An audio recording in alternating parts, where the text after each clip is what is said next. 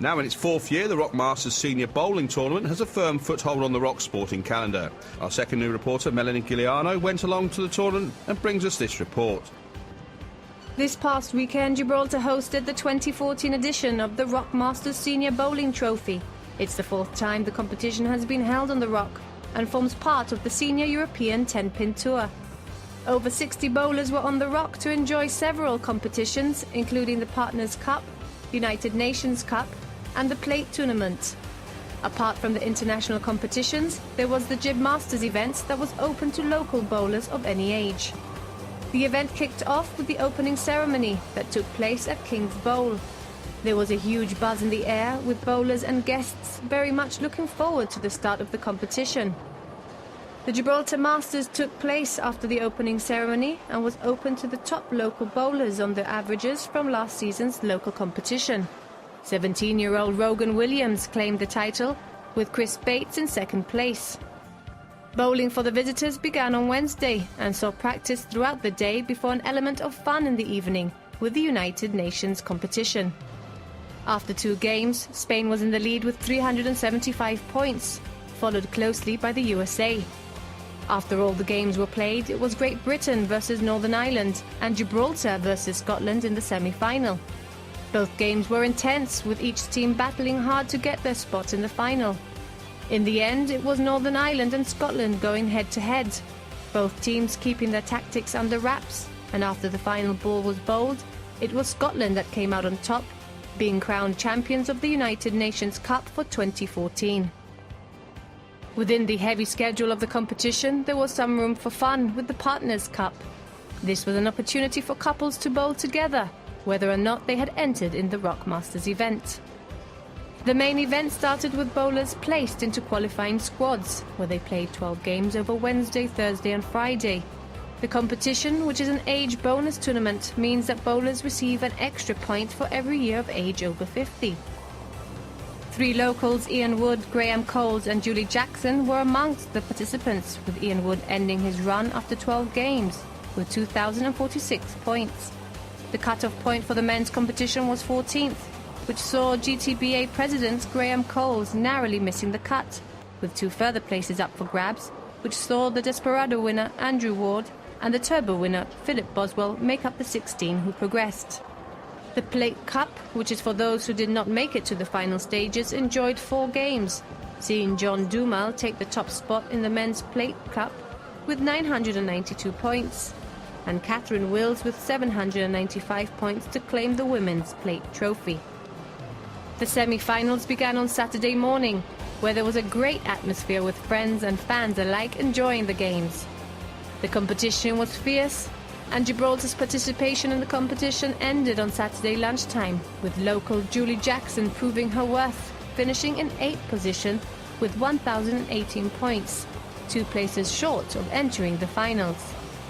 The Rock Masters, which is one of the bowlers' favourite events to attend, was well organised, with all competitors enjoying a great 5-day tour. During the course of Saturday, organiser David Steiner spoke to John Shepherd about his delight of another successful event. We've had a lot better week this time. We've managed to get our timetable right. The centres work well and the timings have worked very well. So we're finishing on time, which is, as an organiser, you have waiting to go to bed, definitely very good. We're looking at the numbers. They seem to be a slight increase on previous years, but missing, say, maybe Chris Van Dam, who's a 2-time winner in Gibraltar. Yeah, but Chris has taken a sabbatical this year and so hasn't been doing any bowling, and you can't afford not to be practiced to come here because everybody's after your scalp, so he's having a rest this year. We have got Angie Brown in the women's draw. Yeah, Angie Brown is still playing extremely well, both here and in Europe. But there will be 5 ladies looking to take her title in the final. And if we look at the week as a whole, it's been a very, very long week, lots of bowling, lots of games. So people don't really appreciate how much effort does go into the amount of games that are played. Well, from our side, yes, there's an organisation, but as long as we get that bit right, we know what we're going to have at the time, and so hopefully the bowlers don't see any breaks in it. They just bowl when they think where they should be. And there's been some innovations this year. We not only had the United Nations, which was, I think, won by Scotland, and we also had the Gibraltar Masters, which has seen a youngster winning it. But we've also had the Partners Cup, which was a nice innovation this year. Yeah, the Partners Cup was another way of keeping everybody involved. Most people ended up with their partners. I even had to bowl this time, but it was very nice to see a new face on the Gibraltar Masters. A young man this year who played extremely well. They will not be ignoring him for the rest of the season. And just tell us, when you actually get here, you obviously have to look at the lane to make sure they're in condition, and everything seems to be working fine on that side of it.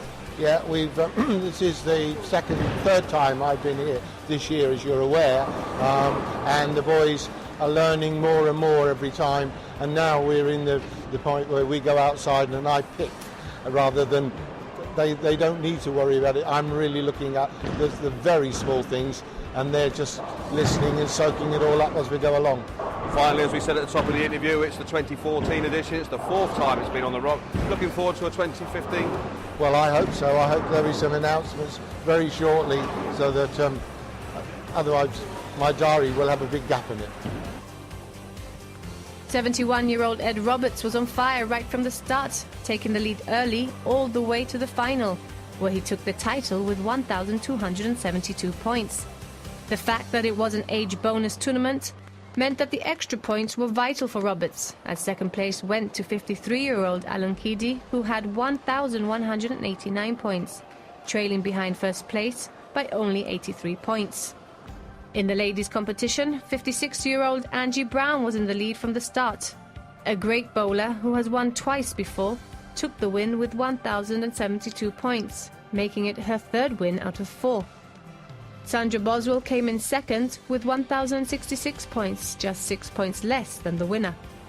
During Saturday's final, news came to light that Team England would be in Gibraltar in January 2015. The chairman of the British 10-pin bowling, Ron Griffin, spoke to John. We're bringing both the adult teams and the seniors over here for a long weekend at the end of January. So we get them here with our coaches and the team managers, and we're going to use this event as actually the way to select the teams, both for the World Championships in Las Vegas and also the Triple Crown that we have in the UK later in the year. What's the reasoning behind using, say, Gibraltar and not a lane in the UK or an alley in the UK? Well, a couple of things. We really enjoy it here, first of all. I mean, the weather's going to be better here than it is in the UK, but we actually get them away from everything. So we have them locked in, absolutely to ourselves, and we love the facilities here. What is the strength of English bowling at the moment in both the adult and the senior age groups? The seniors do really well in Europe, but we really fail to compete when we get on the world circuit.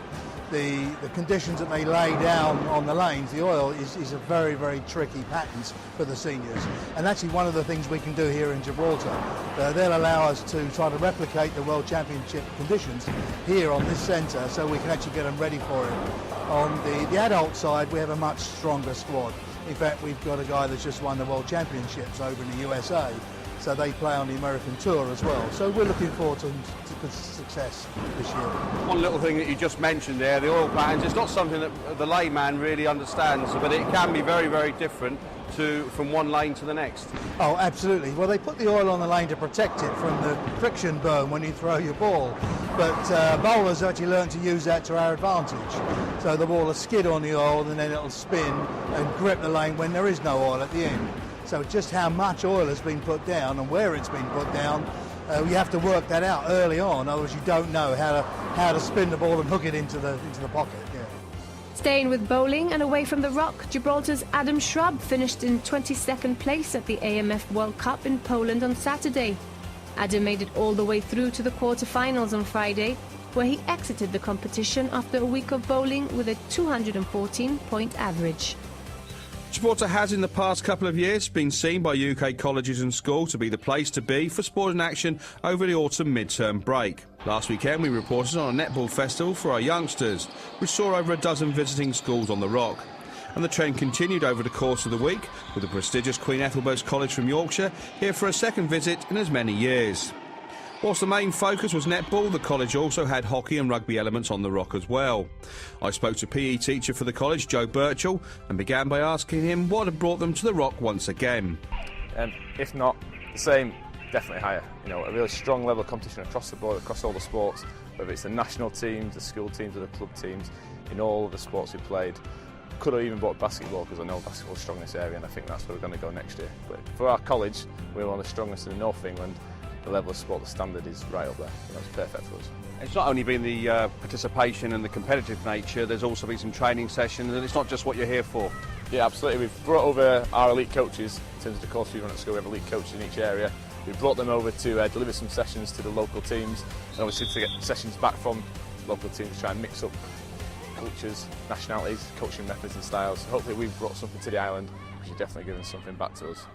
It's definitely a college in the UK that's going places. For the netball especially, you're the Yorkshire Jets feeder team and help them out. And you've got some famous names amongst your coaching staff. We've got Anna Carter, who's the director of netball, and she is the big name in terms of Yorkshire Jets. So she's putting quite a lot of new scholarship girls into our club. We've also got Henry Paul in for the rugby, who's obviously brought, again, a few people in, a few players in.